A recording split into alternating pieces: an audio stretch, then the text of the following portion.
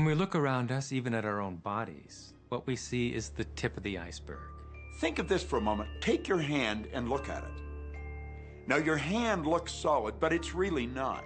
If you put it under a proper microscope, you'd see a mass of energy vibrating. Everything is made up of the exact same thing, whether it's your hand, whether it's the ocean, or whether it's a star. Everything is energy. And let me help you understand that just a little bit. There's the universe, of course, and our galaxy, and our planet, and then individuals, and then inside of this body are organ systems, and then there's cells, and then there's molecules, and then there's atoms, and then there is energy. So there are a lot of levels to talk about something on, but everything in the universe is energy. I don't care what city you're living in, you've got enough power in your body, potential power, to illuminate the whole city for nearly a week. Most people define themselves by this finite body, but you're not a finite body. I mean, even under a microscope, you're an energy field.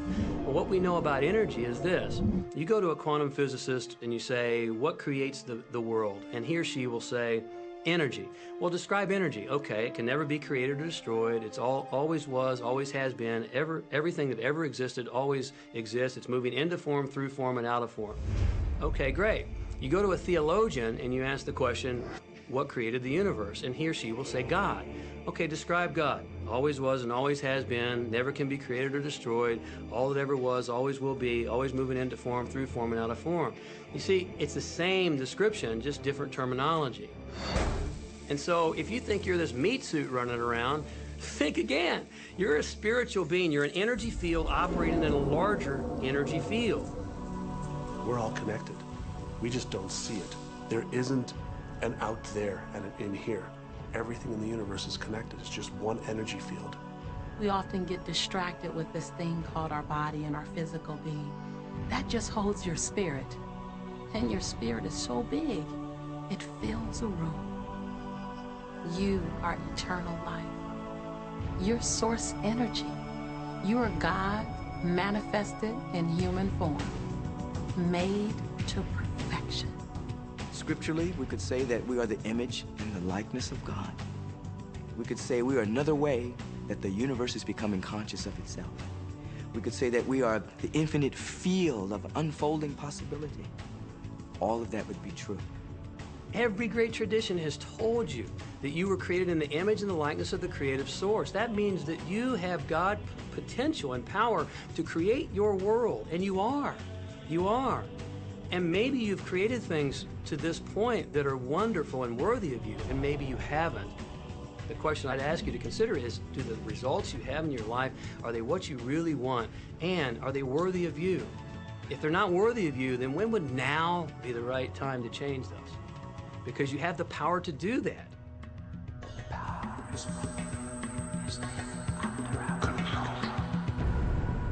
You know, a lot of people feel like they're victims in life, and they'll often point to past events, perhaps growing up with an abusive parent or in a dysfunctional family.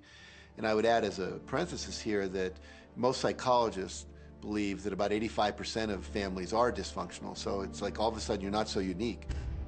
My parents were alcoholics, my dad abused me, my mother divorced him when I was 6. From the age of 13 to 18, I was involved in street gangs. I had a severe motorcycle accident. I was homeless at one point in Dallas.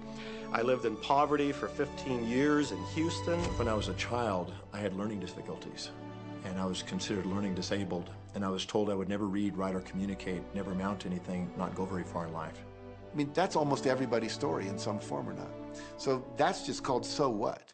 The real what is, what are you going to do now? What do you choose now? Because you can either keep focusing on that or you can focus on what you want. And when people start focusing on what they want, what they don't want falls away. And that part expands and the other part disappears. You are the designer of your destiny. You are the author. You write the story.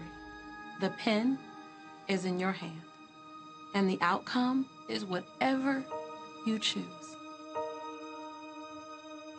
The beautiful thing about the law of attraction is that you can begin where you are, and you can begin to think, real thinking, and you can begin to generate within yourself a feeling tone of harmony and happiness, the law will begin to respond to that.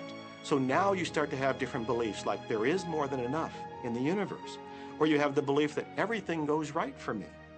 Or you have the belief that I'm not getting older, I'm getting younger. We can create it the way we want it by using the law of attraction. And you can break yourself free from your hereditary patterns, cultural codes, social beliefs, and prove once and for all that the power within you is greater than the power that's in the world.